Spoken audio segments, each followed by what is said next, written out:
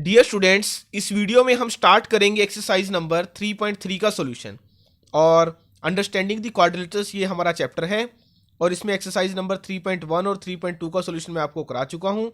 जिन students ने वो video नहीं देखी है वो वीडियोस वाले सेक्शन में जाके इस चैनल पे या प्लेलिस्ट एनसीईआरटी मैथ्स के नाम से है, उसमें जाके आप उन वीडियोज़ को चेक कर सकते हो। तो आइए इसका सॉल्यूशन स्टार्ट करते हैं एक्सरसाइज का। इसमें जो हमें शेप मिलेगी वो पैरेललोग्राम है। तो पहले हम समझते हैं कि पैरेललोग्राम क्या है। पहले तो पैरेललोग्राम होती है एक क्वाड्रिलेटरल, वो क्वाड्रिलेटरल जिसमें एक पेयर हो पैरेलल साइड्स का, जैसे ए बी और सी डी, ये अपोजिट पेयर अपोजिट साइडें हैं और ये आपस में कैसी होंगी, पैरेलल। ऐसे ही बी सी और ए डी, ये भी अपोजिट साइड हैं और ये कैसी होंगी, पैरेलल। पहली कंडीशन तो ये है। फिर opposite sides and opposite angles are equal. देखिए ए बी के अपोजिट साइड कौन सी है, सी डी, यानी कि अगर पैरेललोग्राम है तो ए बी किसके इक्वल आएगी, सी डी के, and B C equal to A D. ये तो मीनिंग है इसका अपोजिट साइड्स का। अपोजिट एंगल्स, ए का अपोजिट एंगल क्या है, सी, ए का अपोजिट एंगल है सी और बी का अपोजिट एंगल है डी। ये आपस में कैसे होंगे, इक्वल।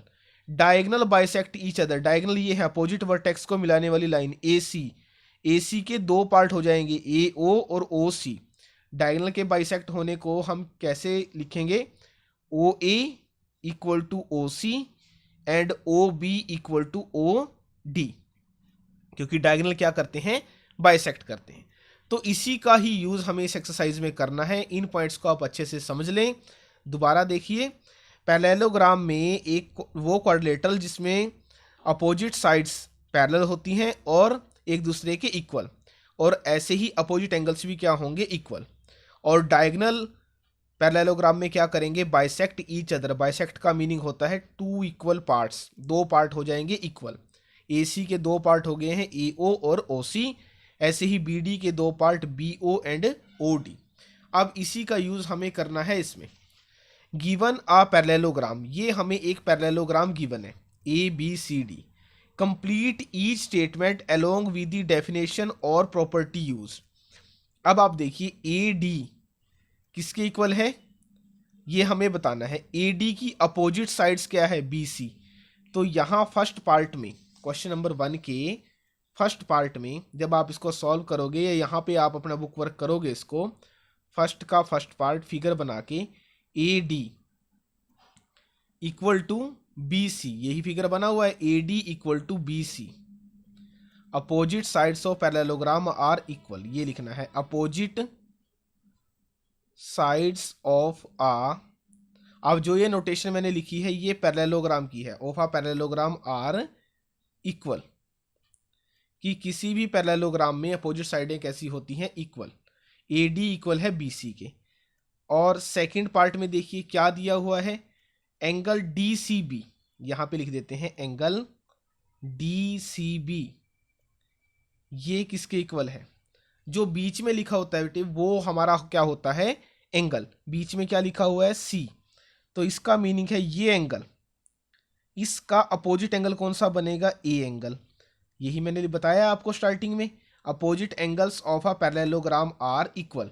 तो इसका मीनिंग क्या है, जो डी सी बी है ये किसके इक्वल आ जाएगा, डी ए बी।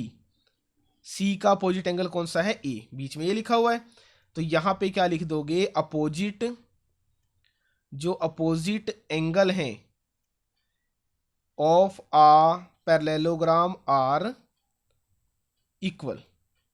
पैरेललोग्राम के अपोजिट एंगल्स कैसे होते हैं, इक्वल। थर्ड पार्ट में देखिए हमें क्या बताना है, ओ सी किसके इक्वल है। अब इस फिगर को चेक कीजिए, ओ सी किसके इक्वल है, ओ ए के। क्या रीजन है, डायगोनल बाइसेक्ट ईच अदर। तो ओ सी इक्वल टू ओ ए, क्या यहां पे लिखा जाएगा, डायगोनल बाइसेक्ट ईच अदर। जो डायगोनल है वो एक दूसरे को क्या करते हैं, बाइसेक्ट करते हैं। अब इसका फर्स्ट क्वेश्चन का लास्ट पार्ट, इसमें हमसे क्या पूछा गया है, measure of angle D A B plus angle C D A. इसको हम यहाँ फिगर से देखते हैं, ये लिखा हुआ है डी ए बी, बीच में एंगल है ये, ये एंगल और ये एंगल CDA, इन दोनों एंगल का सम वो किसके इक्वल आएगा? 180 डिग्री के। क्यों? क्योंकि पैरेललोग्राम में जो एडजेसेंट एंगल है, एडजेसेंट एंगल्स, इनका सम कितना आएगा? 180 डिग्री। तो ये हमारा सॉल्यूशन था क्वेश्चन नंबर 1 का। अब नेक्स्ट क्वेश्चन है सेकंड क्वेश्चन। सेकंड क्वेश्चन में हमें ये पैरेललोग्राम को सपोज करना है इनको, और क्या फाइंड आउट करना है हमें? Value x, y and z। First part में देखिए, अपोजिट जो साइडें हैं पैरेललोग्राम की वो इक्वल होती हैं, और अपोजिट एंगल्स भी कैसे होंगे? इक्वल। तो सबसे पहले तो हमें यही इसमें लिख देना है, we know that opposite angles of a parallelogram are equal. Therefore देखो यहाँ पे आपको y के अपोजिट 100 डिग्री लिखा हुआ है, तो y का जो आंसर है वो क्या आ जाएगा? 100 डिग्री। ये हमने एक एंगल तो कर लिया फाइंड आउट। अब जैसा अब हमने पार्ट 1 के लास्ट पार्ट में किया है क्वेश्चन 1 के, कि एडजेसेंट एंगल्स का सम कितना होता है पैरेललोग्राम में? 180 degree. Also from figure x plus, also from figure के अकॉर्डिंग x और 100 इन दोनों का सम आ जाएगा 180 डिग्री। क्या रीजन है? Adjacent angle. ये कौन से एंगल हैं? Adjacent angle. तो एडजेसेंट एंगल्स का सम कितने डिग्री आएगा? 180 डिग्री। एक ही लाइन के दोनों एंड पॉइंट में बने हुए एंगल, ये क्या होते हैं पैरेललोग्राम में? Adjacent angle. तो यहां से जो x है वो किसके इक्वल आ जाएगा? 180 degree minus 100 degree, then x equal to 80 degree. तो x का आंसर भी आ गया। अब x और z आपस में कैसे एंगल हैं? Opposite angle.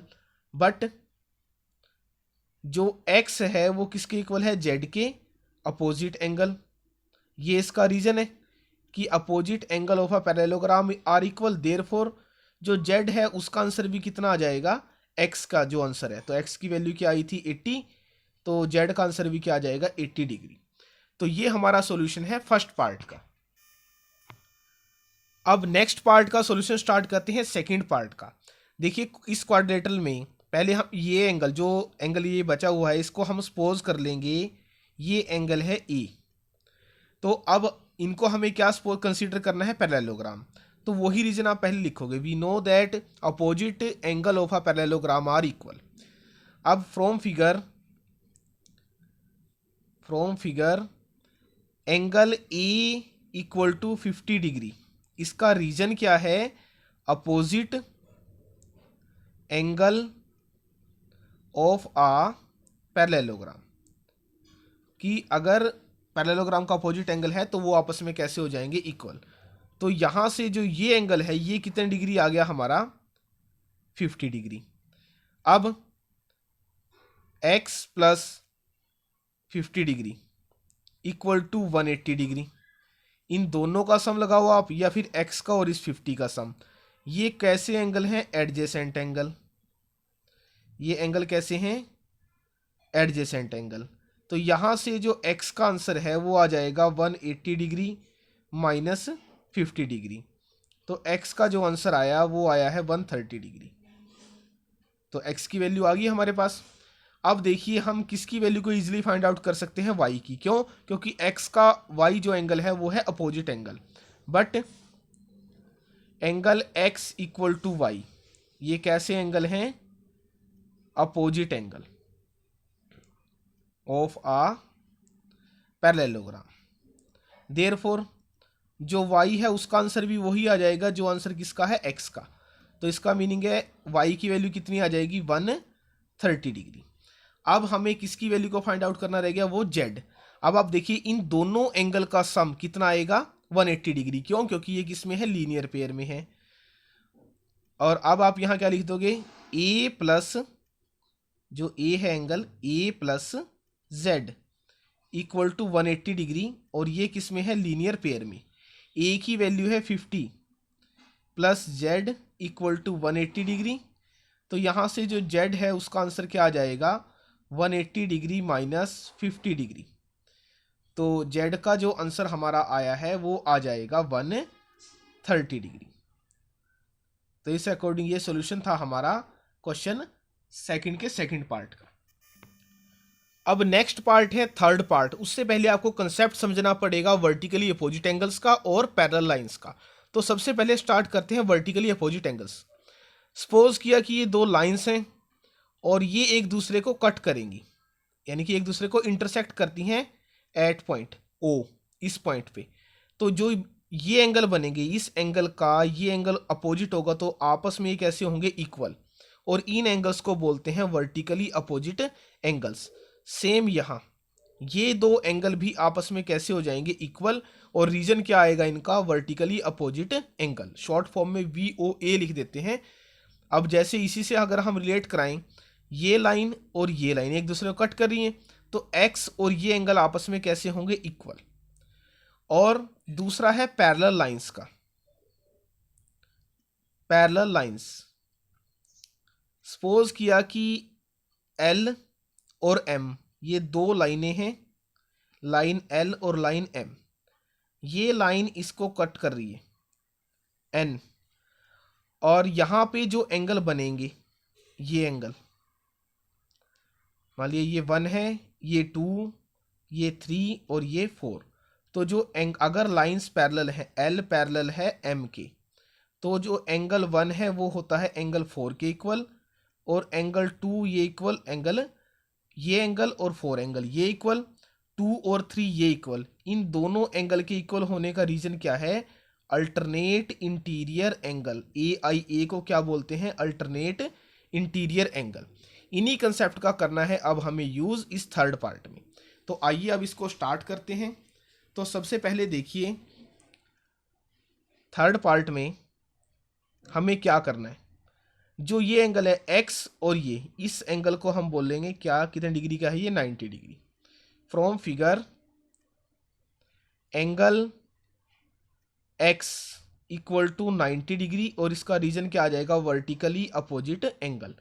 जो ये दोनों एंगल है आपस में इक्वल हैं, और ये कितनी मेजरमेंट का था, 90 डिग्री। तो x का भी जो आंसर है वो क्या आ जाएगा, 90 डिग्री। अब ये ट्रायंगल है x, y और 30 डिग्री, ये तीनों एंगल आए हैं किसी ट्रायंगल में। And x plus y plus 30 degree equal to 180 degree. इसका रीजन क्या है, एंगल सम प्रॉपर्टी। ASP का मीनिंग है angle sum property of triangle. कि ट्रायंगल में एंगल सम प्रॉपर्टी जब आप लगाओगे तो उसके एंगल्स का सम कितना आ जाएगा, 180 डिग्री। x का आंसर है 90 plus y plus 30 equal to 180 degree. y plus 90 और 30 का सम है 120 इक्वल टू 180। तो यहाँ से y का जो आंसर आ जाएगा 180 माइनस 120, तो y का जो आंसर आया है वो आया है 60 डिग्री। तो ये आंसर किसका है, y का। तो हम इसका भी नाम देते हैं, मार्किंग कर लेते हैं इसको। यहाँ मान लिया ये A है, ये B, ये C और ये D इन्होंने नहीं दिया। अब आप देखिए AB और CD ये क्या है, पैरेललोग्राम। तो अपोजिट साइडें कैसी होंगी, पैरेलल और इक्वल। ये और ये साइड एक दूसरे के इक्वल भी है और पैरेलल भी। ये लाइन है ट्रांसवर्सल लाइन। तो जो एंगल Y और एंगल Z ये दोनों कैसे हो जाएंगे, अल्टरनेट इंटीरियर एंगल। अब आप लिख देना यहाँ पे AB पैरेलल टू CD, ये हमने मार्क कर दिया इसको, इसमें मार्किंग नहीं थी, हमने अपने वर्टेक्स के नाम दिए हैं। AB और CD क्या है, पैरेलल है। देयरफॉर जो एंगल Y है वो एंगल किसके इक्वल आ जाएगा, Z के। और इसका रीजन क्या है, अल्टरनेट इंटीरियर एंगल। सो जो एंगल Z है वो किसके इक्वल आएगा, जो Z की वैल्यू है वो किसके इक्वल आएगी, 60 डिग्री। क्योंकि जो y है हमारा वो कितने डिग्री का है, 60 डिग्री। ये कंसेप्ट मैंने आपको पहले ही समझा दिया था। तो ये हमारा सॉल्यूशन है थर्ड पार्ट का। अब नेक्स्ट पार्ट है फोर्थ पार्ट। फोर्थ पार्ट में हमें ये वैल्यूज़ को करना है फाइंड आउट। इस एंगल को क्वाड्रिलेटरल में या जो पैरेललोग्राम है इसको हम ए सपोज कर लेते हैं। तो देखिए y और 80 अपोजिट है तो ये इक्वल हो जाएंगे क्योंकि हमें फिगर कैसा गिवन है, पैरेललोग्राम। तो यहाँ आप क्या लिख दोगे, y इक्वल टू 80 डिग्री। तो इसका रीजन क्या है, अपोजिट एंगल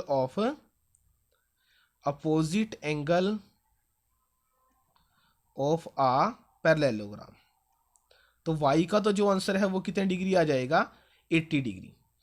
अब x और 80 इन दोनों का sum x plus 80 equal to 180 degree. ये क्यों आए हैं, क्योंकि ये कैसे एंगल है, एडजेसेंट एंगल।